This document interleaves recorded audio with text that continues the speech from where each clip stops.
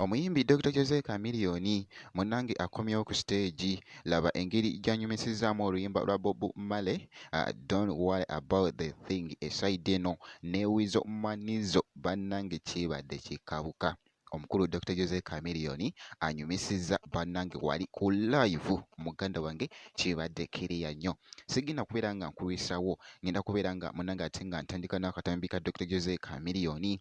Era nga munnange omukulu Grace Sekamate munnange abadde nga akoze live wali era nga yamukutte wali nga mwana mulenzi Dr. Jose Chameleone abagambye nti nno njagala kubayimbirayo bannanga akayimba kamu, naye omanye okuyimbira ku live nga alaga nti oluyimba lwonna nga alumanyi. Muganda wange abinyumisizza. Kino nno kye bayita Dr. Jose Chameleone.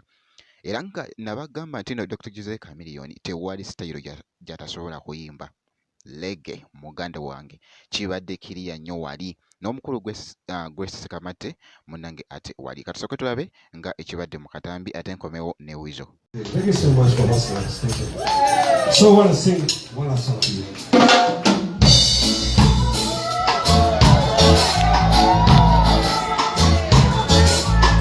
Thank you. Say, don't worry about a thing. Somebody know this. So we sing, say, Every little thing is gonna be alright. so baby don't worry about a thing. Somebody say, Every little thing is gonna be alright.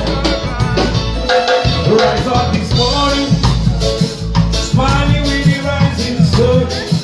Treat the bird beside my love, singing sweet songs.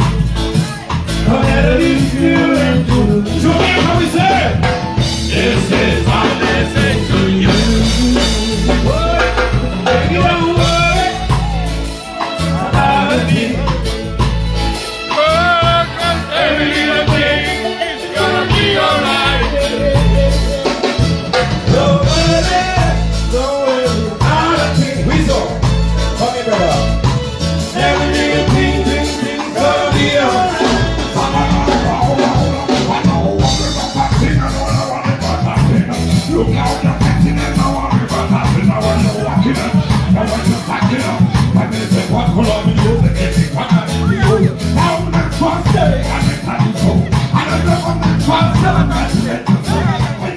Naye nga bwe kityo munnange ate bwe kitambudde era nga boolabye akatambi ako era nga ku sayidi y'emu ne mwana mulenzi Weasel Manizo naye yabaddewoko awo era nga boolaba nga bali mu kuzinamuko amazina ga Valentino gwali muganda wange era nga boolaba awo.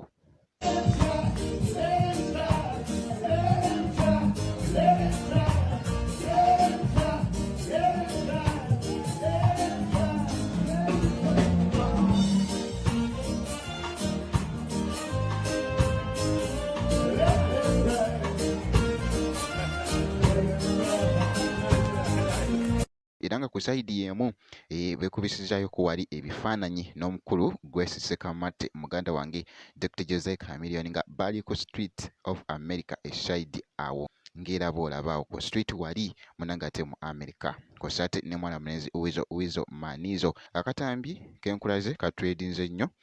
Kw'ossa ate na bino ebifaananyi era nga obiraba awo nabyo bitredinze nnyo kye bayita okutredinga. Naye nga bwe nti munnange ate bwe nkoze ngenda kubeera nga ate nga nkomawo maaso eyo nezi updates endala. Making sure nti no osubscribinga obeera nga tonaba.